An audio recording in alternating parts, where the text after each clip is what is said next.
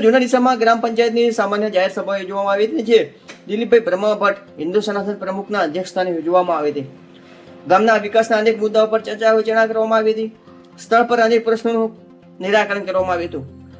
જોકે આ સભામાં અમુક વિભાગના કેટલાક અધિકારીઓ ગેરહાજર રહેતા ગ્રામજનોમાં ભારે રોષ જોવા મળ્યો હતો. પંચાયત દ્વારા જાણ કરવા છતાં પણ અમુક વિભાગના અધિકારીઓ ગેરહાજર રહ્યા હતા. લોકોમાં એક પ્રશ્ન ઉઠ્યો હતો કે શું પંચાયત આ મામલે અધિકારીઓ પાસે કોઈ જવાબ માંગશે? તો ચાલો જાણીએ આગળ શું છે. જૂના ડીસા ગ્રામ પંચાયતની સભામાં ગામના સર્વાંગી વિકાસ અને વિવિધ સરકારી યોજનાઓના અમલીકરણ અંગે વિસ્તૃત ચર્ચા વિચારણા કરવામાં આવી હતી. સરપંચ અમૃતભાઈ પુનડી અને જિલ્લા ડેલિગેટ આંચલબેન બ્રહ્મભટ્ટની અધ્યક્ષતા રહી હતી. ગ્રામજનો રસ્તા, પીવાનું પાણી અને સ્વચ્છતા જેવા પાયાના પ્રશ્નો રજૂ કર્યા હતા. દિલીપભાઈ બ્રહ્મભટ્ટ અને ફારૂકભાઈ દાણીની ઉપસ્થિતિમાં જોકે કેટલાક પ્રશ્નોનું નિરાકરણ પણ કરવામાં આવ્યું હતું. બીજી તરફ જે અધિકારીઓ ગેરહાજર રહ્યા હતા તે અંગે ગ્રામ પંચાયતે ગેરહાજર અધિકારીઓ નોટિસ પાઠવી તાત્કાલિક ખુલાસો માંગવાની ખાતરી પણ આપી હતી. સભાના અંતે આગેવાનો જૂના ડીસાના પારદર્શક અને સર્વાંગી વિકાસ માટે કટિબદ્ધતા દર્શાવી હતી.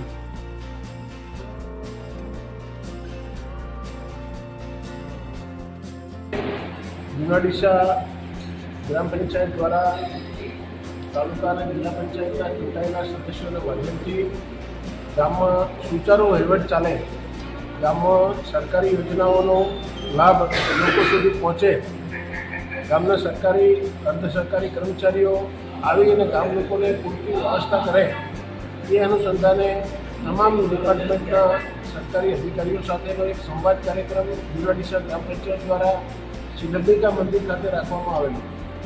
આ કાર્યક્રમમાં ગામ લોકોએ ખૂબ રજૂઆતો કરી. ગામના મોટાભાગના પ્રશ્નોનું પંચાયત દ્વારા સ્થળ પર જ નિરાકરણ કરવામાં આવ્યું છે. એ સિવાયના જે ડિપાર્ટમેન્ટના પ્રશ્નો હતા એ ડિપાર્ટમેન્ટના કર્મચારીઓની ગેરહાજરીને કારણે એ પ્રશ્નો સોલ્વ થઈ શક્યા નથી.